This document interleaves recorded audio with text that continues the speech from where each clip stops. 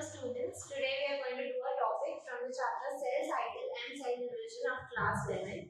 So this is the big cycle that you must have seen at the beginning of your textbook, and we have elongated it by adding all the details so that you can study only this diagram and you get all the contents from it. Okay, so let's start right away. First of all, the whole cell cycle is divided into two parts: interphase and M phase. Okay, interphase and M phase. Interphase, as you can see, is the longest phase. It lasts for 95% of the time.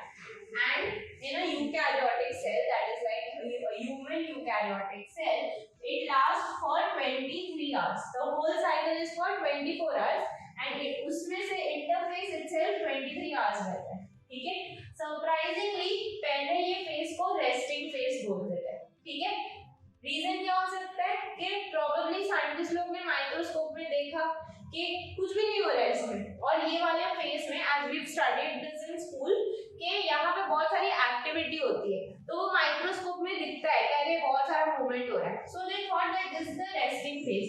बाद में research करके पता चला यहाँ पे बहुत सारा झमेला हो रहा है. Okay, so let's study this झमेला. First one is G1, which is the gap 1 और growth 1 phase. ये फेज में क्या होता है, सेल पहले ग्रो होता है. सेल के दो टुकड़े होने वाले, तो it has to first grow in size and prepare all the machinery. ये ऐसे समझो, ये इतना बड़ा इसके लिए है क्योंकि ये बहुत बड़ा इवेंट का प्रिपरेशन कर रहा है. तो एम फेज समझ लो शादी है. शादी रहती कितने दिन है, एक दिन. शादी का event is for 1 day, but the preparation for the wedding goes on for a long time. The background work is a lot. इसके लिए it takes a lot of time. तो पहले वो ग्रो होगा साइज में. जब भी वो ग्रोथ हो रहा है तो उसको एनर्जी चाहिए. इसके लिए एटीपी प्रोडक्शन इंक्रीज होगा. ये सारे पॉइंट्स एप्लीकेटिव है. ठीक है, टेक्स्ट बुक में सिर्फ लिखा है कि मेटाबॉलिक एक्टिविटी इंक्रीज होती है, but we are applying that to solve better MCQs कि एटीपी प्रोडक्शन इंक्रीज होगा, प्रोटीन सिंथेसिस इंक्रीज होगा. एटीपी चाहिए, एनर्जी चाहिए, प्लस जो चीजें बनानी है उसमें कहीं ना कहीं प्रोटीन्स है, तो प्रोटीन सिंथेसिस भी इंक्रीज होगा. This means increase. देन अगर प्रोटीन बनाना है तो हमें क्या चाहिए, आरएनए. तो आरएनए सिंथेसिस भी इंक्रीज होगा. So RNA synthesis increases. Cell size of course increase होगा. तो ये दो टुकड़े हो गए तो दोनों को इक्वल थोड़ा शेयर इनफ मिलेगा, right. Then I come to this point at the end. Okay, synthesis phase. Synthesis phase में क्या होता है, डीएनए सिंथेसिस टेक्स प्लेस. ये एक ही चीज होती है. ठीक है, ये चीज के अंदर बहुत सारी चीजें होती है. डीएनए डुप्लीकेट होता है. क्या होता है, डीएनए डुप्लीकेट हो रहा है. सो डीएनए के अंदर दो चीजें, एक डीएनए का स्ट्रैंड और दूसरा हिस्टोन प्रोटीन जो उसको बाइंड करने में हेल्प करता है. तो ये वाले फेज में एक है हिस्टोन भी फॉर्मेशन होगा, histone formation and centriole duplication. क्या होगा, सेंट्रियोल डुप्लीकेशन. क्लियर है. इसके बाद we go to the growth 2 phase. growth 2 or gap 2 as it is called. Again, as I said, I'll come to this at the end. Maximum growth takes place during this time. ATP production भी increase होगा because it still needs energy to undergo the main event. Formation of tubulin protein. एक protein बनेगा जो spindle fibres में होता है, right? Cell divide करता है. I'll just make a small drawing here and erase it later. ठीक है, सेल डिवाइड करता है तो ऐसे ऐसे स्पिंडल फाइबर्स बनते हैं. उसके लिए ट्यूब्यूलिन प्रोटीन चाहिए.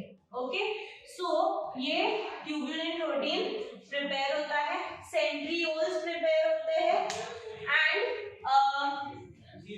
this is the end of the whole growth phase. Clear? Then we move on to the M phase. M phase मतलब क्या, माइटोटिक और मियोटिक फेज. माइटोटिक फेज में क्या होता है, कैरियोकाइनेसिस एंड साइटोकाइनेसिस. दो पार्ट है. कैरियोकाइनेसिस मतलब न्यूक्लियस डुप्लीकेट होता है. Cytokinesis the word means cytoplasm. So यहाँ पे न्यूक्लियस, कैरियन मतलब न्यूक्लियस, न्यूक्लियस डुप्लीकेट होगा.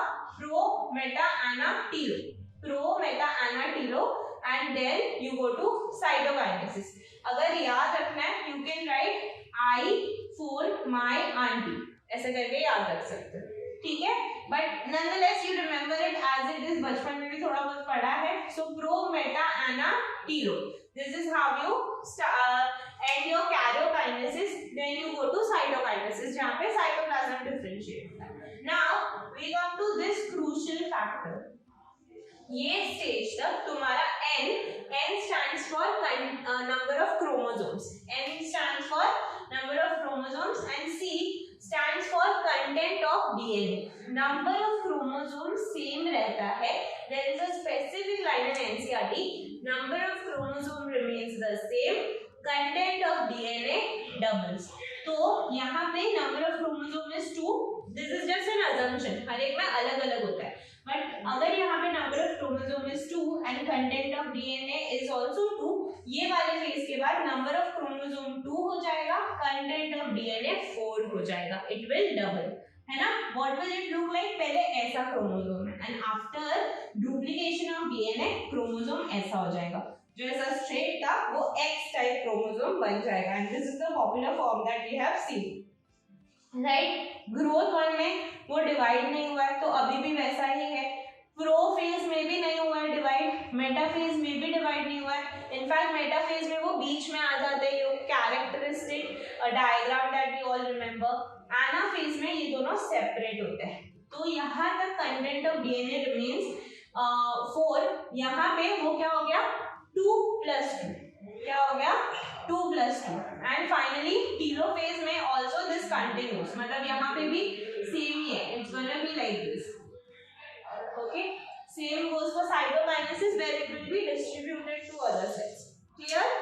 Now let's solve a question based on this.